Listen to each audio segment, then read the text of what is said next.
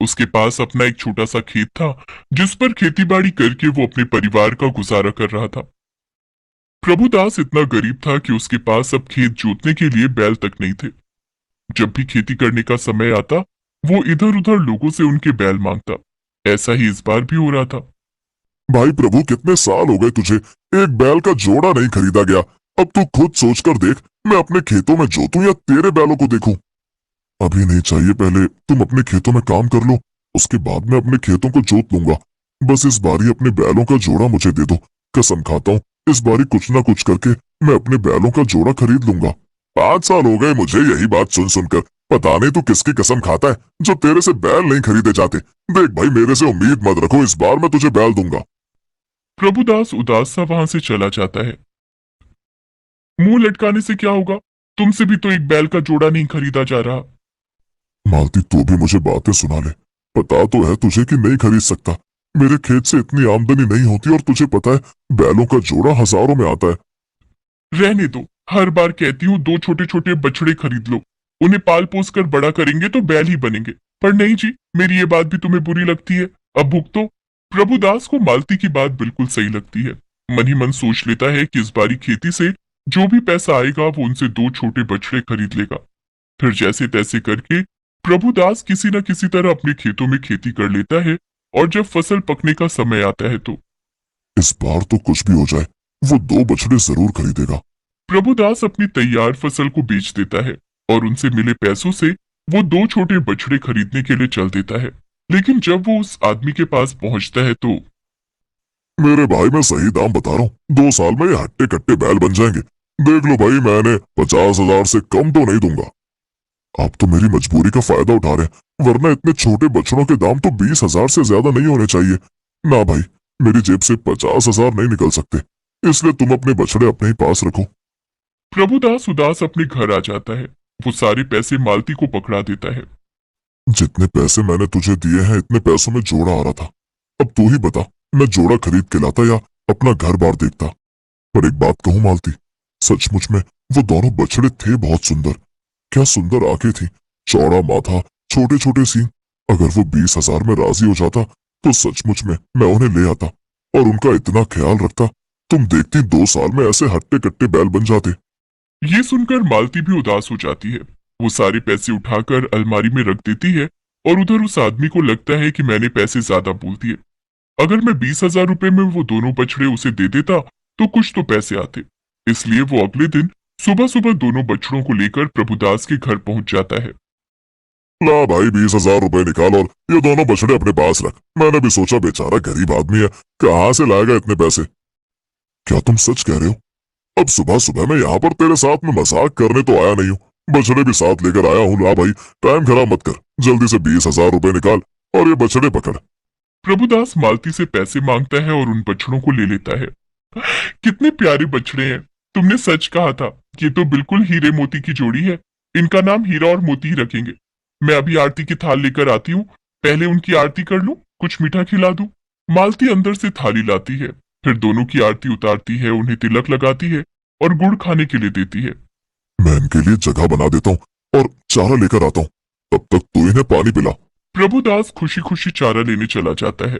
मालती उन दोनों को पानी पिलाती है। तुम्हारा नाम हीरा है और तुम्हारा नाम मोती है, सुना तुम दोनों ने। और आज से तुम हमारे परिवार का हिस्सा हो। जल्दी से खा पी कर अच्छे मोटे ताजे बैल बन जाओ। मालती के ऐसा कहते ही दोनों अपना सिर हिलाने लगते हैं।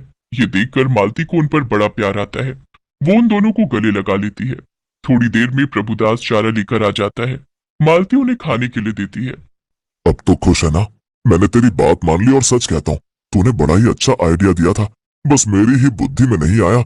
इस बार फिर किसी से बैल लेकर खेत जोत लेता हूँ, बाकी की बाद में देखेंगे। प्रभुदास अपने कुछ दोस्तों के पास जाता है, लेकिन कोई भी उसे अपना बैल का जोड़ा खेत जोतने के लिए नहीं देता। पूरा दिन इधर उधर धक्के खाने के बाद में आखिर में प्रभुदास अपने घर आता है। दोनों बछड़े उसे देखते ही अपना सिर हिलाने लगते हैं। प्रभुदास उनके पास जाता है और उनके सिर पर हाथ फेरने लगता है। काश तुम दोनों बड़े होते तो आज मुझे इस तरह सबके सामने हाथ न फैलाना पड़ता। कोई किसी की मजबूरी नहीं समझता, सब अपना अपना देखते हैं। प्रभुदास अंदर आता है तो मालती खाना तैयार कर चुकी थी। वो दोनों बैठकर खाना खाते हैं। फिर मालती हीरा और मोती को भी रोटी देकर आती है। अगले दिन सुबह प्रभुदास जब सोकर उठता है। मालती, मुझे लगता है इस बार कोई भी मुझे अपना बैल नहीं देगा। सोच रहा हूँ कि सुबह सवेरे जल्दी जाकर फावड़े से खेत को खोद देता हूँ। 4-5 दिन तो लगेंगे लेकिन काम हो जाएगा। ये तो बड़ा ही मुश्किल काम है। माना कि हमारे पास थोड़ी सी जमीन है लेकिन फिर भी काफी है। तुम अकेले कैसे फावड़े से उस जमीन को खोदोगे? ऐसा करती हूँ, मैं भी साथ चलती हूँ। दोनों मिलकर काम करेंगे तो जल्दी हो जाएगा। प्रभुदास मालती की बात मान लेता है।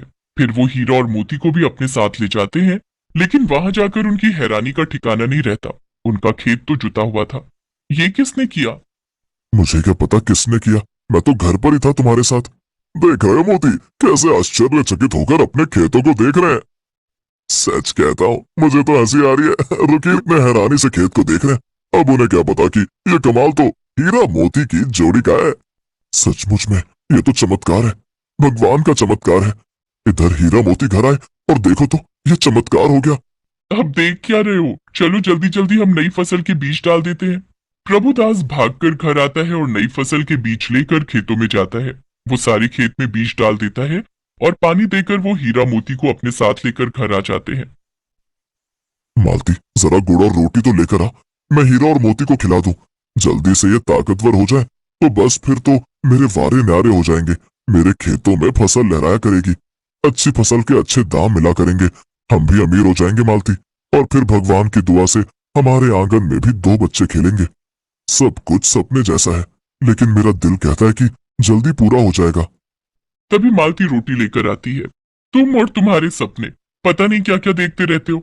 अभी खेतों में बीज डालकर आए हैं, कम से कम 15 दिन तो उन्हें निकलने में ही लग जाएंगे। फिर उनकी देखभाल करेंगे। देखते देखते 4-5 महीने में जाकर फसल तैयार हो।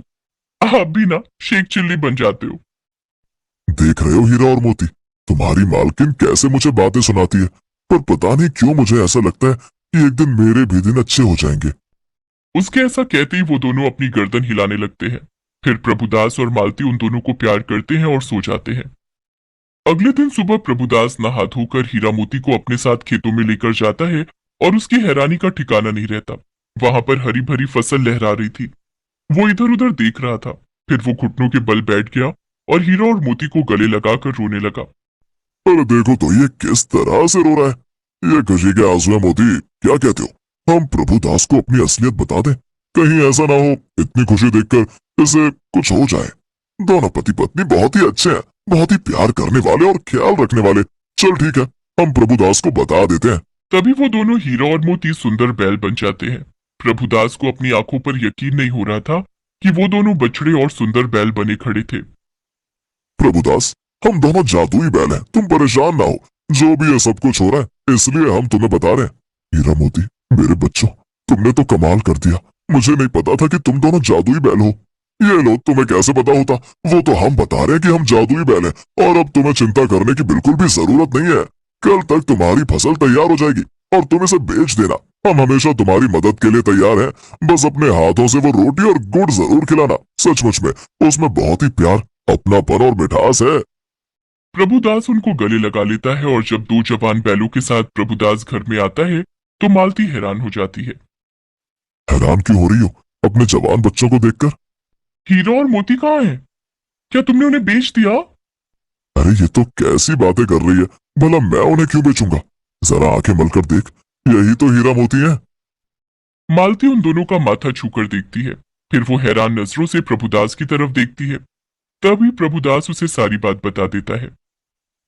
अब समझ में आया, हमारे हीरा मोती कोई मामूली साधारण बैल नहीं है, ये तो जादुई बैल है। अब हमारी फसल 1-2 दिन में तैयार मिलेगी। उन्हें बेचकर मैं अपने हीरा मोती के लिए अच्छी सी जगह तैयार करूंगा।